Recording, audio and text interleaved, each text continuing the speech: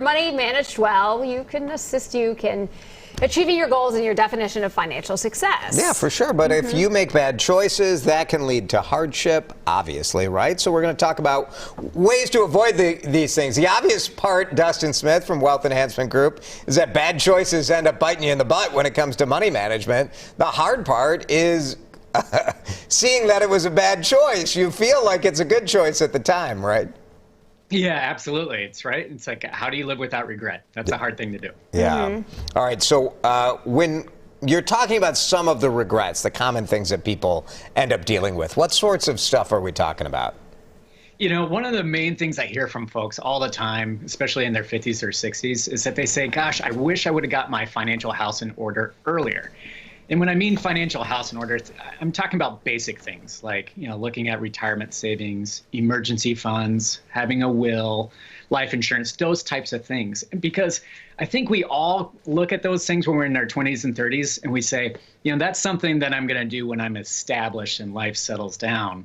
But as we all know, as we get older, life never really settles down. So one of the things you just talked about there was that emergency fund. I assume that, and you can see it in the data, that most people don't have that emergency fund, and how much really should you have?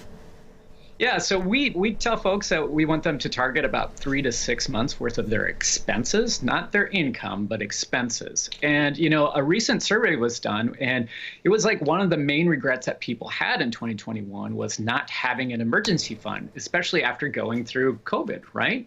Because you can imagine just for a lot of folks who are out of work for a little bit of time there in 2020 or even a longer period of time, just having a couple more months worth of rent set aside in the bank would have made a huge difference in their lives. So an emergency fund, once again, about 3 to 6 months worth of your expenses is the target. And I think for a lot of folks, it goes a long, long way.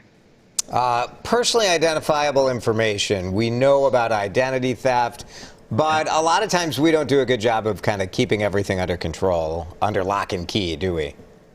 No, and it's because things are, it's hard to ascertain, who's really asking for your information anymore, right? I mean, I get emails all the time that look legit from a financial institution that I might be working with, right? And so, if you've ever gone through any sort of identity theft, I mean, it's really a pain to clean up. I personally had, and it was just like one unpaid bill by someone with a name similar to mine.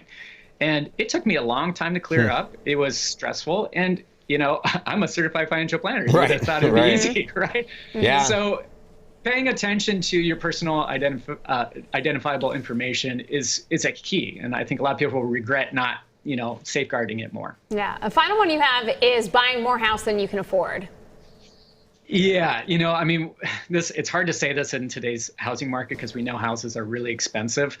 But often, we try to tell folks, try to target about 30% of their annual income for housing costs. So that's your mortgage, your interest, property taxes, insurance, and utilities.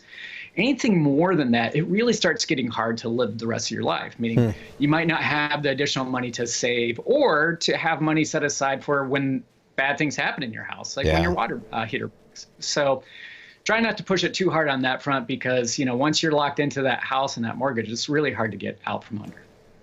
Good stuff to think about. All right, Dustin, thank you.